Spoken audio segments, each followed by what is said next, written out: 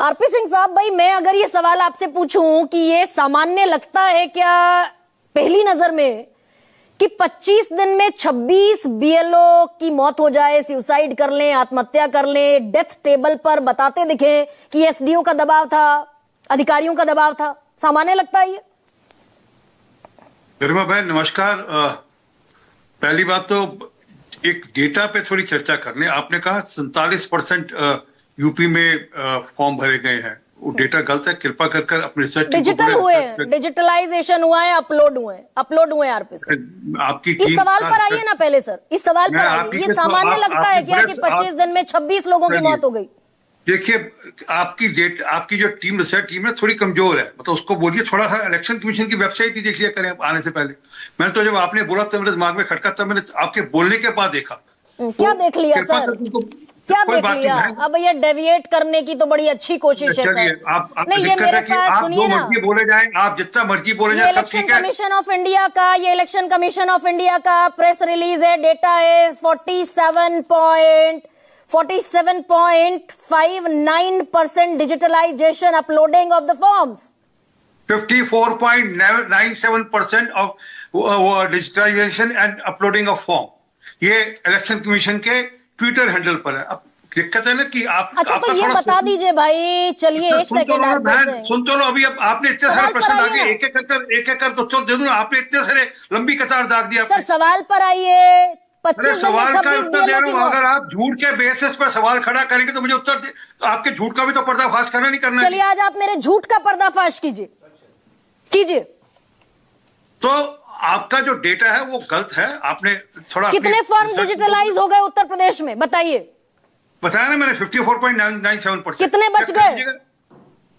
मेरी सुन लीजिए ना बहन, कितने बच गए? नहीं, मैं ये आपका आक्षेप तो नहीं लेने को बैठी हूँ कि मैं यहाँ क्वेश्चन का उत्तर पे रुक जाएंगे तो कैसे बात बनेगी? मैं यहाँ 3 साल से सबसे बड़ा सवाल झूठ के आधार पर पूछ रही हूँ। कितने बच गए डिजिटल होने से? अरे सुनो बहन, एक मिनट सुनो ना बहन। कभी चुनाव लड़ा हो या चुनाव लड़ने की प्रक्रिया में गए तो पता हो, कभी चुनाव लड़ा तो पता हो। सुन लीजिए। नहीं, मुझे चुनाव लड़ने की जरूरत नहीं है। ना बिल्कुल नहीं, बिल्कुल नहीं करूंगी आरपी सिंह। मुझे बता दीजिए उत्तर प्रदेश में कितने फॉर्म डिजिटलाइज होने से बच गए? आप ही के डेटा को आगे बढ़ा रही हूँ, कैरी ऑन। मैं मेरी बात पूरी हो जाए उसका आपकी बात को उत्तर दूंगा। बीच में प्रश्न पूछेंगे उसका उत्तर मैं बाद में करूंगी भाई। गरिमा सिंह को यहाँ बैठकर झूठ बोलेंगे आप? डिबेट के फ्लो में मेरा झूठा डेटा लेकर बैठती हूँ। ये दरअसल attack is the best defence की पॉलिसी पर चलती है बीजेपी। मैं आपको आईना दिखा रहा हूँ, आपको अटैक दिख रहा है। अगर आप मुझे आईना दिखा नहीं दिखा रही, आपने मुझे आईना दिखा नहीं दिखाया, मुझे भी तो आपको आईना दिखाने का हक है नहीं है? उत्तर प्रदेश में कितने फॉर्म्स का डिजिटलाइजेशन रह गया है, बता दीजिए। इस सवाल का जवाब दे दीजिए। पहली बात, मेरी बात पूरी हो जाए उसके बाद आपकी बात का मतलब इस सवाल का जवाब नहीं है ना?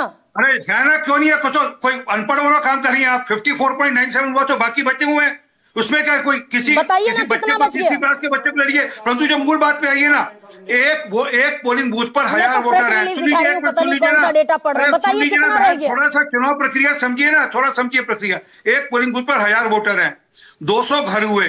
30 दिन में अगर डिवाइड करो तो 8 घर रोज होते हैं। मुझे बता दीजिए कौन सा दबाव है कि 8 घर किसी व्यक्ति के लिए? मुझे भी जाना हो, मैं बीएलए रहा हूं अपने यहाँ, अभी मेरे यहाँ उपचुनाव चल रहे हैं, मैं एक पोलिंग बूथ देख रहा हूं, वहां पर हम एक एक घर कवर करते हैं। मैं ये पूछ ही नहीं रही हूँ। मिलते हैं और 8 दिन के अंदर आपके 6% का जो इजाफा आपने कर दिया फॉर्म डिजिटलाइजेशन पर, मैंने उसको भी स्वीकार कर लिया। फराज किदवई कह रहे हैं, टाइम्स ऑफ इंडिया का आज का डेटा है 48% और चुनाव आयोग का डेटा है 47.59%। मैंने स्वीकार कर लिया। नवदीप रिनवा का ये स्टेटमेंट है। एक सेकंड फराज किदवई। अब आरपी सिंह मुझे बता दें कि 25 दिन तो बीत गए उत्तर प्रदेश में एसआईआर शुरू हुए, डिजिटलाइजेशन हुआ है, आपका आंकड़ा 54% रह गया। जितना वो 5 दिन में कैसे होगा, ये आरपी सिंह मुझे बता दें। अगर 25 दिन में सिर्फ 54% हो पाया है तो? पहली बात तो मेरा आंकड़ा नहीं, मैं अभी फिर रिपीट कर रहा हूँ। इलेक्शन कमीशन के वेबसाइट पे जाइए, वहां से डेटा मैंने लिया है, उस पर लिखा हुआ है 3:28 का उनका अपलोडेड है। ठीक है। अरे भाई आधा काम बचा है, दिन बचे हैं 5। हाँ तो कोई बात नहीं, दिन बढ़ा नहीं जाएंगे। अगर होगा तो इलेक्शन कमीशन की ड्यूटी है, अगर नहीं होगा तो इलेक्शन कमीशन दिन बढ़ाएगा जी, उसमें क्या इशू है? और ये जो बीएलओ, ये जो 26 दिन में 25 बीएलओ की मौत हो गई, सुसाइड कर रहे हैं, इस पर जवाब दे दीजिए सर। जी, मैं पहले ये बात ये क्लियर होगी ना कि बीएलओ पर कितना प्रेशर है। कुल मिलाकर 8 घर एक दिन में, 8 घर एक दिन में करने हैं, सुबह से लेकर रात तक का समय रहता है, 8 घर दिन में करने। उसमें अगर मुझे समझ लग रहा कि कैसा प्रेशर है। तो ये डीएम क्या- साहब कौन सा प्रेशर है? प्रयागराज के, आपके सरकार आप ही की है ना, प्रयागराज के डीएम साहब 40 बीएलओ का वेतन रोककर क्यों बैठ गए? ग्रेटर नहीं, नोएडा में मुझे- 68 लोगों पर एफआईआर क्यों हो गई? होगी बात आपकी। अब ये भी आपका रिसर्च आपकी खबरों के हिसाब से है। मैं अब इसकी भी डिबेट खत्म होने से पहले मुझे एक बार ले लीजिएगा, मैं इसका भी रिसर्च करके अभी आपको दे दूंगा। और सुन लीजिए, और जो मैं बोलूंगा सरकारी तो आंकड़े के हिसाब से या सरकारी जो अपडेट होगा उस हिसाब से बोलूंगा। परंतु ये आपका अपडेट है, आपकी टीम का अपडेट है, जो मैंने आपकी टीम को पहले ही साबित कर दिया कि उसके आंकड़े गलत है। नहीं, आप कर उसकी नहीं रिसर्च पाया, कैसी है? कर नहीं पाया। आप सुनिए जरा, आपके बीएलओ ध्यान से चुनाव सुनिए, आयोग ने मैं जो अपॉइंट किए हैं आरपी से, 3:28 मिनट का अटैक तो आपका नहीं वेबसाइट पे लूंगी, किसी अपलोडेड है। सूरत नहीं लूंगी। आप कह रहे हैं कोई दबाव नहीं है, चुनाव आयोग ने बीएलओ को अपॉइंट किया है। सुन लीजिए जरा, सुनिए, थोड़ा सा सुनकर कान खोलकर मेरी तरह सुन लीजिए, सुनाइए जरा। बोलिए आप बताइए। भाई सुनिए। बहुत हमने किया, हमने उसको बहुत समझाया आपके बेटा ये बहुत बड़ी काम नहीं है, काम होगा धीरे धीरे करना, तुम जो है ऐसे का मत करना, कदम मत उठाना।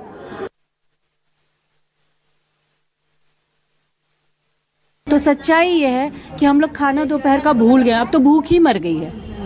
खाना तो हम खाते, रात में नींद ही नहीं आती है। सुबह की रोटी शाम को, शाम की रोटी सुबह, ऐसे करके मैनेज कर रहे हैं। प्रॉपर खाना नहीं खाया हम लोगों ने जिस दिन से ये शुरू हुआ है, जिस दिन से प्रेशर आया है। हमें अभी एडमिट हो जाना चाहिए, वो स्थिति हो गई। मतलब कि शारीरिक क्षमता वो कार्य नहीं पूरा कर पा रही। हमें नहीं पता कि मेरा घर कैसे चल रहा है या कैसे लोग बच्चे सरवाइव कर रहे हैं। खाना नहीं बन रहा, सही यकीन मानिए मेरे घर में खाना नहीं बन रहा जिस दिन से ये काम शुरू हुआ है। वो प्रॉब्लम तो है, मतलब वो प्रेशर तो है, और प्रेशर में ही एक्चुअली ये काम हो रहा है। काम का ज्यादा दबाव है, बहुत ज्यादा सर, बस जीवित हैं, बहुत बड़ी बात। दिन रात, मतलब रात में भी करना पड़ता है ये काम, ऑनलाइन घर पे बैठ के भी करना है मतलब। और वेबसाइट ही नहीं इनकी चल रही है, तो इसलिए बहुत स्लो वर्क हो पा रहा है। करेंगे तो ऊपर से डांट हाँ पड़ेगी। सुबह से हम आ जाते हैं सर, उसके बाद शाम को घर पहुंचते हैं, सुबह उठना जाना, और बस ये समझ लीजिए कि लगता है हमें कल एडमिट हो जाना चाहिए। तो ऐसे में हम डिप्रेशन में तो जाएंगे ही। क्या होगा फिर? घर में टेंशन होगी तो कोई सुसाइड करेगा। दबाव नहीं है आरपी सिंह? डेथ बेड पर जो आदमी पड़ा उसने मरने से पहले, मौत से पहले बयान दिया। एसडीएम का दबाव था, अधिकारियों का दबाव था, वो भी झूठ बोलकर चला गया जिंदगी छोड़कर। बहन ये सब आप ना कोर्ट है, ना कचहरी है, ना पुलिस है, ना आप जांच एजेंसी है। ये सब जांच का विषय, जांच होगी और इसमें जो दोषी होगा उसके खिलाफ कार्रवाई भी होगी। हम तो कितने सारे बीएलओ, उसमें कितने बीएलओ का आप स्टेटमेंट सुना रही है, उसमें भी प्रोवोक कर रहा है आपका आदमी। नहीं, डांट पड़ेगी ना? अरे हाँ, डांट पड़ेगी ना? बोलो हाँ, डांट पड़ेगी। और ऐसे थोड़ा कोई आप अच्छा, ये आपके डीएम साहब को कौन प्रवोक कर रहा है, ये तो बता दीजिए।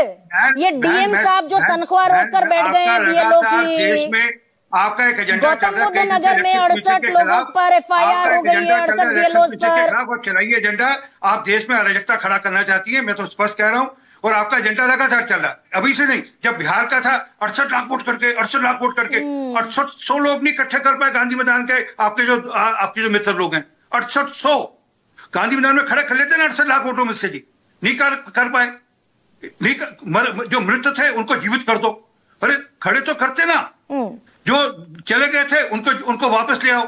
जो डुप्लीकेट थे उनको डुप्लीकेट रहने दो। अरे भाई, तनख्वाह क्यों रोक रहे हैं? जवाब है इस बात का आरपी सिंह। मैं एजेंडा चलाती हूँ, मैंने सुन ली आपकी बात। ये आपका पॉइंट आरपी सिंह के पास, बीजेपी के प्रवक्ता के पास इस बात का जवाब नहीं है। डीएम प्रयागराज का 40 बीएलओ की तनख्वाह क्यों रोककर बैठा हुआ है भाई?